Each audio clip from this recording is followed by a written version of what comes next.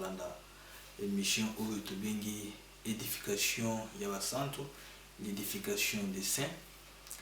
Na tina ete oyo tozali kolobela sujet monene oyo tobandaki nango depuis mikolo ezali koleka, tolobelaki l'introduction, d'expliquer les termes ya musique na biso, toexplikaki la fois dernière sur la fonction et le rôle, tolobaki la fonction d'abord ya moyembi ezali d'abord aza sacrificateur na kati ya église oyo to na kati ya assemblée oyo aza koyevre, et c'était d'abord un sacrificateur oyo azali ko mema libota na nzambe.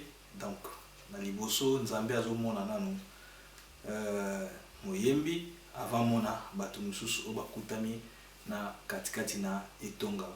Et tolobelaki rôle ya moyembi, tolobaki rôle ya moyembi azali ko mema mapata ko kitisango na se.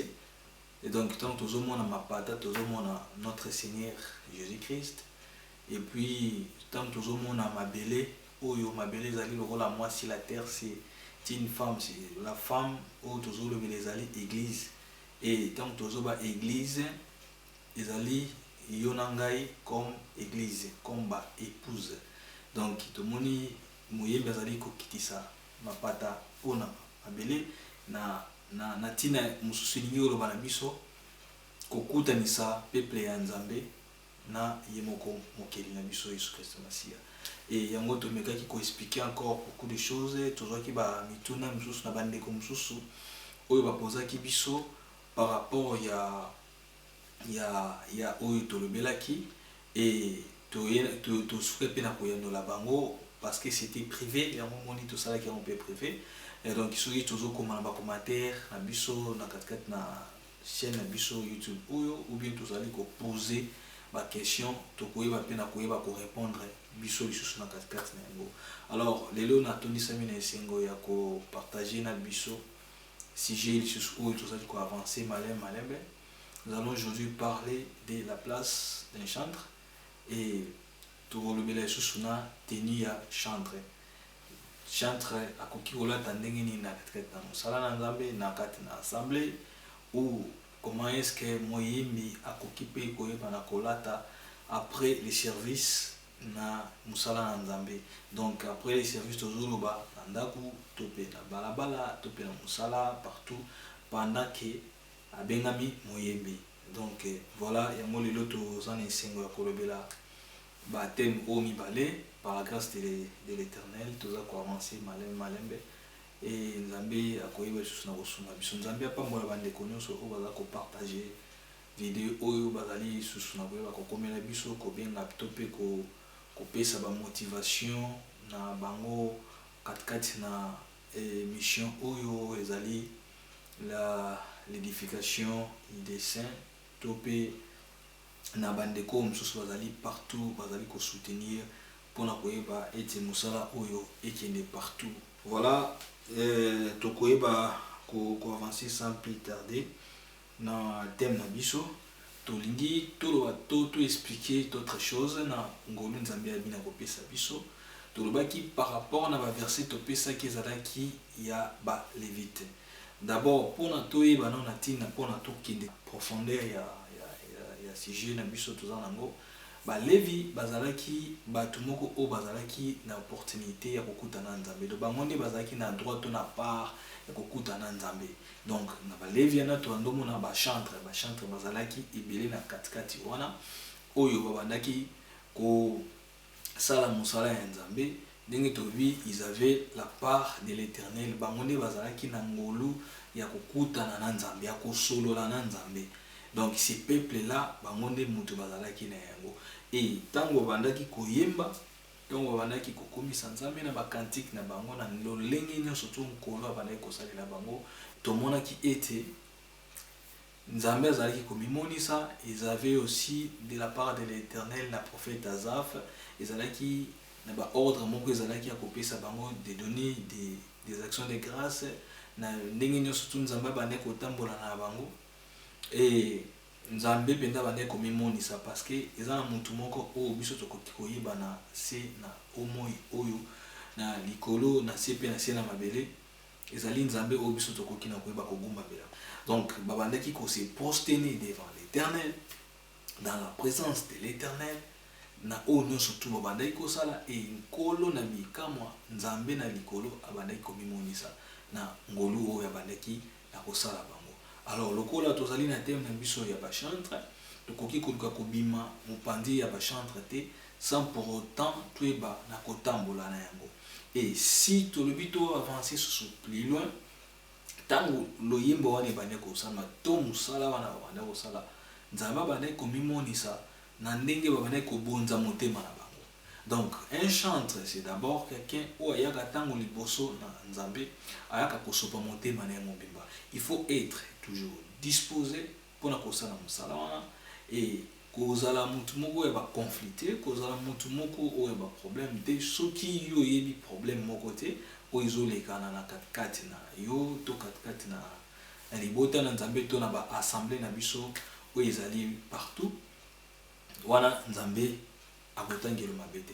Mais soki moyembi moko azali kopusa na pembeni ya nzambe mpona koyeba kosala mosala ya nzambe avec des culpabilités, donc yeba ki libonza na yo wana eza nango na importance moko te parce que tu dois être sincère avec le Seigneur et puis ozala motema moko disposé et puis la Bible nous dit de faire l'Éternel avec zèle.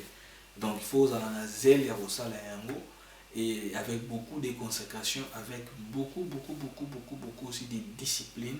Dès que tu vois qu'il y a un centre à fois dans la discipline, à la rigueur, moko à la sérieux, na musala aux alikosala parce que ce n'est pas facile.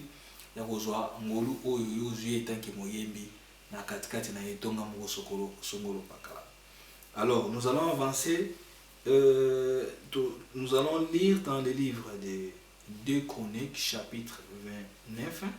Versets 25 à 30. La Bible nous dit ceci dans le livre des 2 Chroniques chapitre 29 versets 25 à 30. Il fit placer les Lévites dans la maison de l'Éternel avec les cymbales, des luttes et des harpes selon l'ordre de David, de Gad, les voyants du roi et de Nathan, les prophètes, car c'était un ordre de l'Éternel transmis par ses prophètes. Les Lévites prirent place avec les instruments de David et les sacrificateurs avec les trompettes. Verset 27, Ézéchias ordonna d'offrir l'holocauste sur l'autel et au moment où commença l'holocauste, commença aussi le chant de l'Éternel au son des trompettes et avec accompagnement des instruments de David, roi d'Israël. Toute l'assemblée se prosterna, on chanta les cantiques et l'on sonna des trompettes, les tout jusqu'à ce que l'holocauste fût achevé. Verset 29. Et quand on a eu achevé d'offrir l'holocauste, les rois et tout ce qui était avec lui fléchirent les genoux et se prosternent. Verset 30. Puis le roi Ézéchias et les chefs dirent aux Lévites de célébrer l'Éternel les paroles de David et du prophète Asaph. Et ils les célébrèrent avec des transports de joie et ils inclinèrent et se prosternèrent. Parole du Seigneur.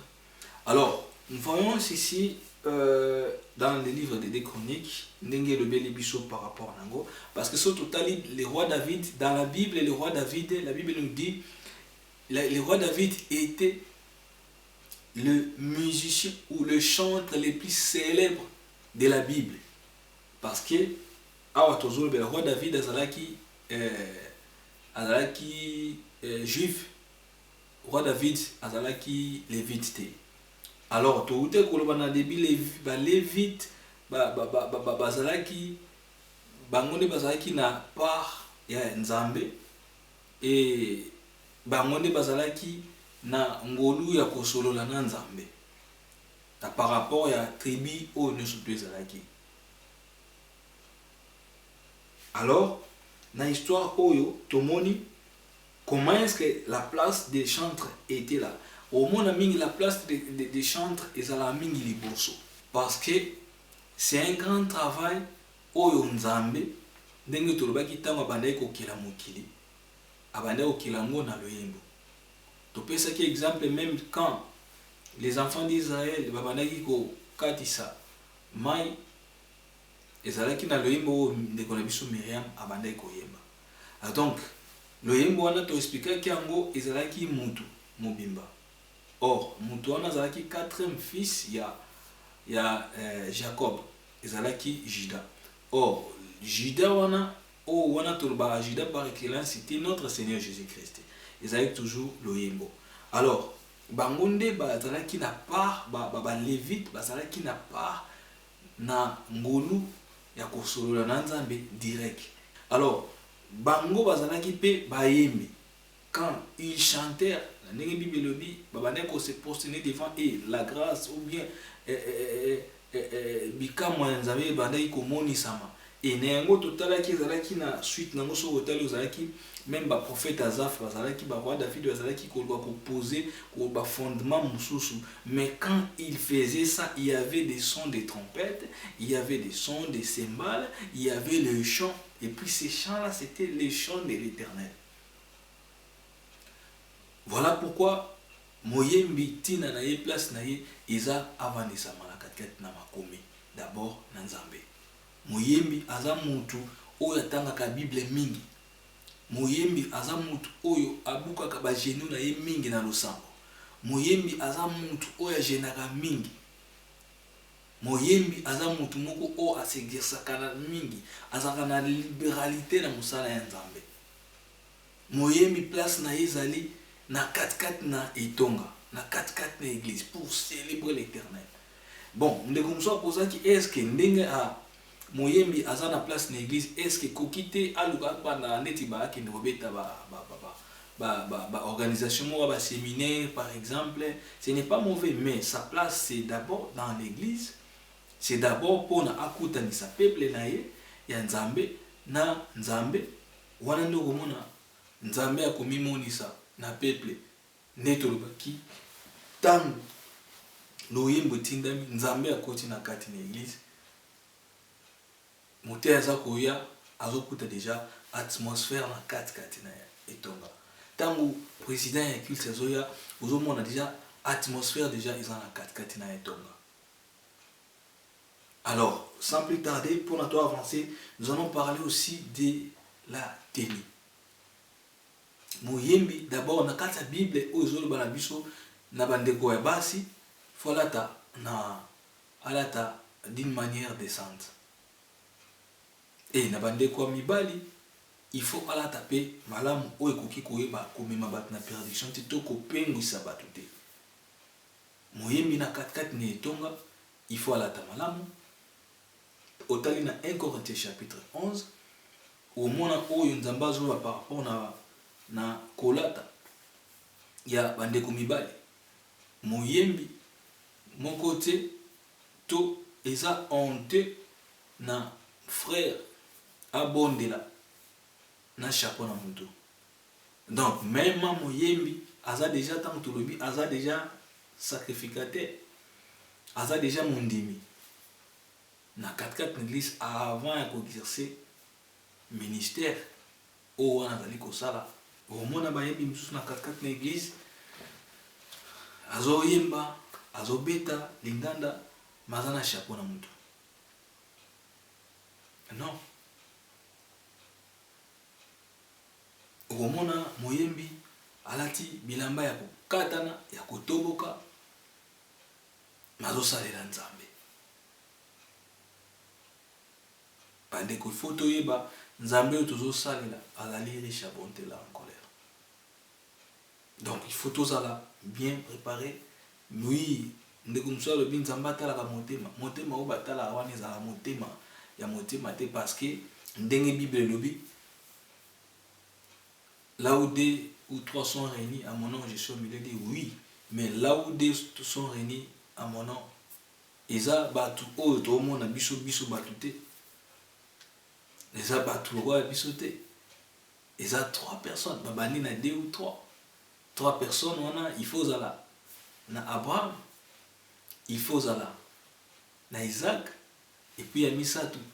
Il faut Zala. Na Jacob. Sokoza na bato wana Misatu. Nde Nzamba za na kati na yo. Et motema wana o amonaka c'est l'amour.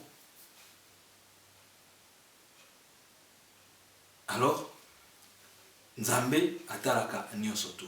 Comportement na biso, habillement na biso.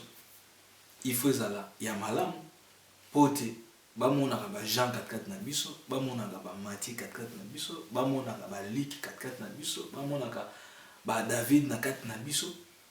Na façon na biso zali ko se comporter. Na façon na biso zali ko bika.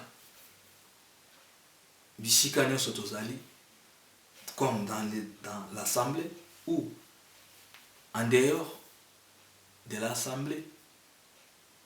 Donc, tout ça là, sans hypocrisie.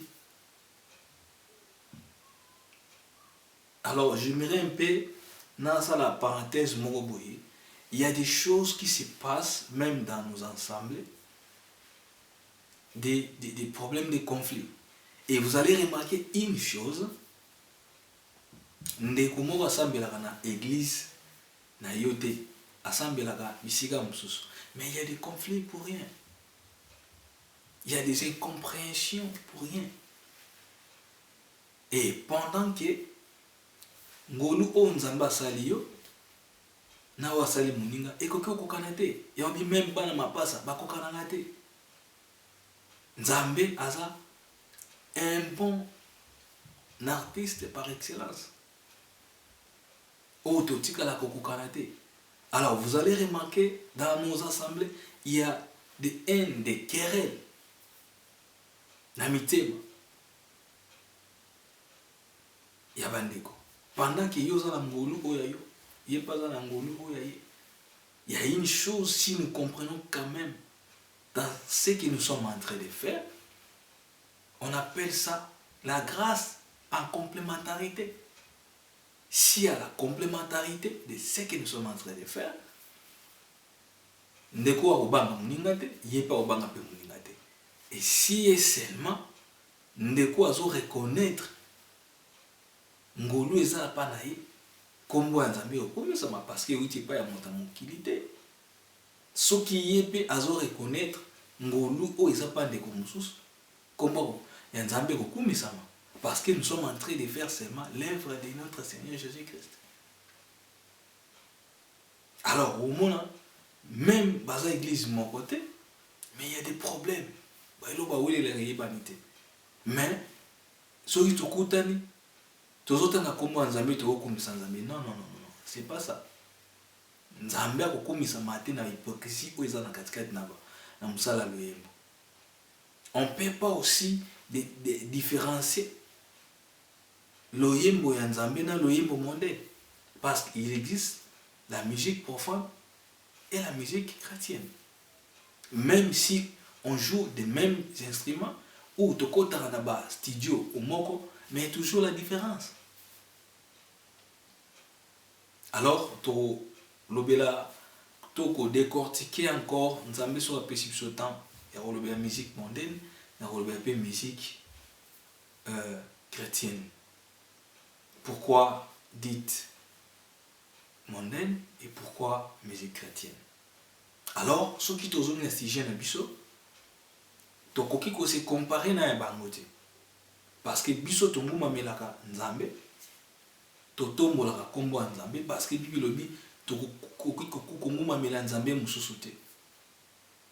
Il y a un seul Dieu, c'est notre Seigneur Jésus-Christ. Mais par rapport ou par contre, les musiques mondaines, mais aux musiques profanes. Ils avaient un la bikelamu, aso embela mwasi na ye, aso embela mutu moko bapesi mbongo, bambaki mbongo, asaleli komba bina dédié nzembo. Alors, il ne faut pas les chantres de l'Éternel va se comparer na yango. Alors, biso tozo salela un seul maître, ou azali Nzambe na biso, azali Jésus Christ. Il faut éviter des conflits. il faut éviter de l'hypocrisie. Il y a de l'hypocrisie dans la musique chrétienne et puis il y a de l'hypocrisie na katikata ba église na biso na ba yembi na biso. Or nzambe oyo apesi biso ngolu wana oyo asali biso ke tozala na ba niveau oyo nzambe apesi biso ayebi tina oyo azalaki po wana bakisela ye oyo aza nango oyo pe po abakisela ye. Alors si toza ko éviter des problèmes wana kombo nzambe kokomisama. Donc tolobeli lisusu oyo ezali pona kosukisa teni na biso kolata malamu na katikati na mosala nzambe, même soko sisi mosala ya nzambe kolata malamu parce que oza na image lokola image moto nyonso te. Alors nzambe akoyeba na kosala biso grâce na soki toza ko exercer mosala ya nzambe yango na ndenge esengeli ya kotikala na place na katikati na ba etonga na biso. Et puis aux important na ba etonga na biso, je ne vois pas ce qui eza na motei moko pasteur responsable moko de l'église aza ko interdit na ba yembi na ye ba kende ko sala mosala place mosusu te. Non, non, eza mosala ya nzambe. Si y a un appel oyo sala ki po mosala wana ekende liboso na ba sala ya nzambe bopesa opportunité na bayembi bakende kosala. Et c'est là eyidaka pe na bayembi po bakende kobima bazwa expérience bazwa ba mayele mosusu oyo bakende kokuta na katikati na bandeko mosusu to pe ba connaissance mosusu oyo ekoki kosala na ndenge malamu nzambe akoki koyeba na kofongola bikuke wana. Alors nga koki ko encourager bato tu bazali kosala mosala ya nzambe na katikati na loyembo comme ba chantre de l'Éternel bazala motivé ya kosala mosala oyo bayeba kotika na katikati na baetonga na bango so na bina baetonga na bango même ailleurs pour kosala mosala ya nzambe, mais bazala beaucoup plus na katikati na église parce que baza ba sacrificateur bazali basali bazali bandimi. Alors bazwa yango en considération na oyo bakosala po te kombo na Yesu Masiya ezala toujours élevé na kombo na Yesu Masiya. Alors n'oublie pas ya koluka kolata malamu ya koluka kotala ndenge kolata na yo parce qu'il y a d'autres choses au monde ba clip mususu vidéo ya bandeko na biso ba yembi ba chapeau kolata ya mabe donc ba pantalon serré donc ezozala penza na ndenga loyembo te wana tokomi na biso wana ndenga mokili bayembi bayeba kosimbana oyo moko mususu bayeba kotelema na oyo esengi nzambe na biso azali kosenga na katikati na mosala na ye. Alors ce que je dis bakwa kolanda oyo partager yango, poser des questions luka oyeba oyo etikali na sima nango tozolobela na grâce nzambe apesi biso pona avancement ya mosala oyo tolongola hypocrisie tolongola koswana tolingela motema mabe na katikati na mosala oyo ya bayembi. Alors ezalaki ndeko na bino oyo yabina koloba ya bino de la part de l'Éternel nzambe ayeba komona moko na moko oyo akoyeba place na kozala atelema na losambo na ba jeune atelema na ndenge nyonso to na kombo na Yesu Masiya nzambe na likolo apambola bino nyonso. Amen.